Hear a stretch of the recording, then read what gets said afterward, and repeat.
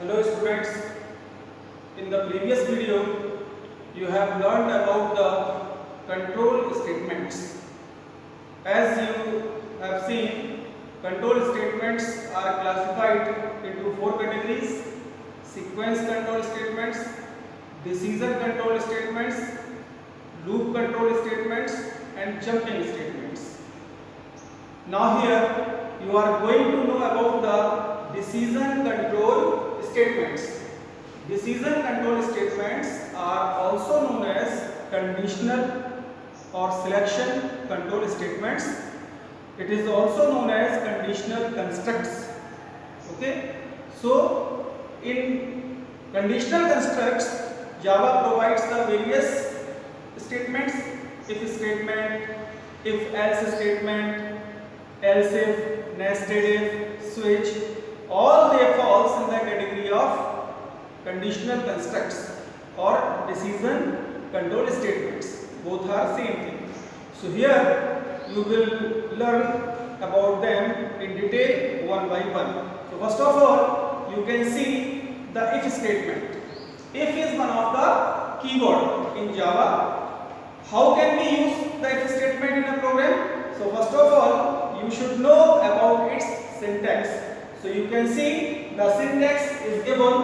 First you write if, then in parenthesis we mention the condition, then open the curly brace. These are the statements: statement 1, statement 2 and so forth. This block is the body of if statement. Okay, I repeat it. This block is the body of if statement. So this is the syntax in which we use the if statement in a Java program. Now you can see the related example. Here in this example you have to find out the value. One value you have to input which is of integer type, and you have to find out the value is even or odd. So you can see here we take a class odd even. The name of a class is odd even. Now here we take a function find. Find is one of the method or a function which takes the input as an integer value in the form of n. Here n is an integer value. Okay. So now whatever we input, as we know, how can we find out the value is even or odd? Very simple. If value is completely divisible by 2, completely divisible by 2 means the remainder should be 0.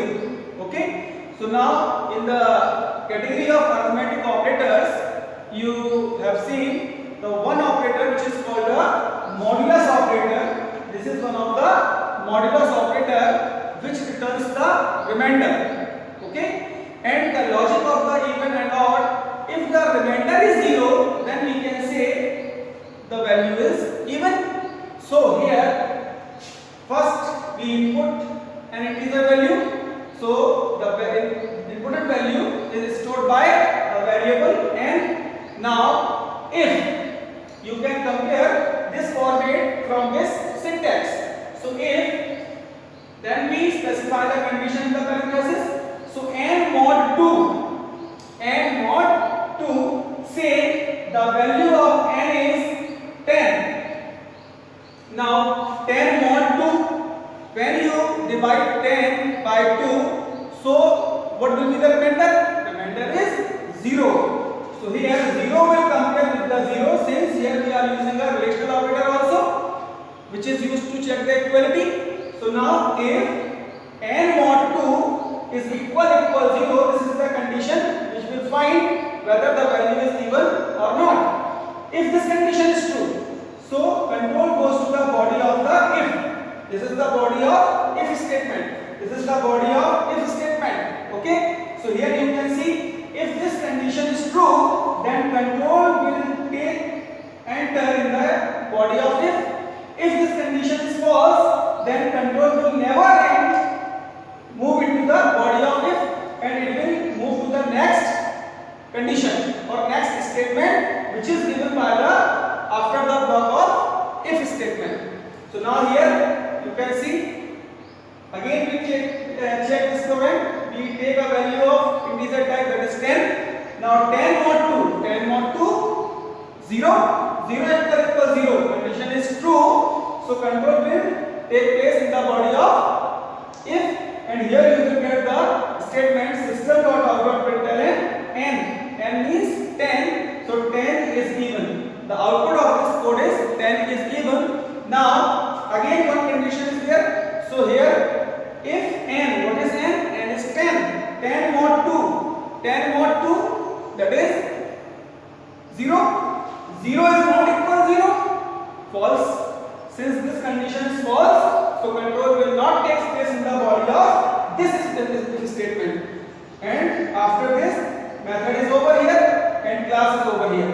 So in this program you can see when you input 10, so here the output is 10 is even. Now suppose here we take the value of n is 11. So again 11 mod 2, that is 1. 1 equal 0, false. Since condition is false in case of 11, so control will not take place in the body of this if statement. Now another condition is given. So here condition, control will check this condition. What is n? N is 11. 11 mod 2, 1. 1 is not equal 0. Condition is true. So control will take place in the body of this, and here you will get the 11 is odd. So now I think you have understood what is the way to use the if statement in a Java program. In the conditional constructs there are number of statements, if else if, like that. So now this example we also discussed with the using of if else statement. So now first you can see the syntax of if else statement. So here if is given. Now here we take as 1, as 2. This is the syntax of if else statement. So you can see this block is the body of if statement and this block is the body of else statement. Okay, so this is the complete syntax of if else statement. And the working is very simple. If the condition is false, if the given condition, if statement is false, then control will automatically move to the else part, and the body of the else statement is executed. So now this example we convert using the if else statement. So here you have to make very small change in place of this condition. In place of this condition, here we use a simple keyword which is else. Now you can see this program is converted in the form of if else statement. Again you can see the working. Now when you input the value of n, we take another integer value even or odd. Here we take suppose 18. Now the value of n is 18. 18 mod 2, that is 0. 0 equal 0, condition is true.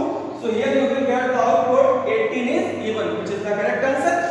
Now since this condition is true, so control will not move to the else part and program is over. Now here we take the value of n is it is an odd value, so say 19. If the value of n is 19, so now you can execute this program. 19 mod 2, which is 1. 1 equal 0, condition is false. Since condition is false, so control goes to the else part, and here the body of this block is the body of else statement.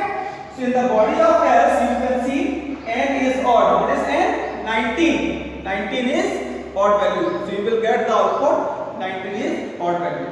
Okay. So now in this class you have learned about the if statement and if else statement and else if ladder, and the remaining topics you will see in the next class. Thank you.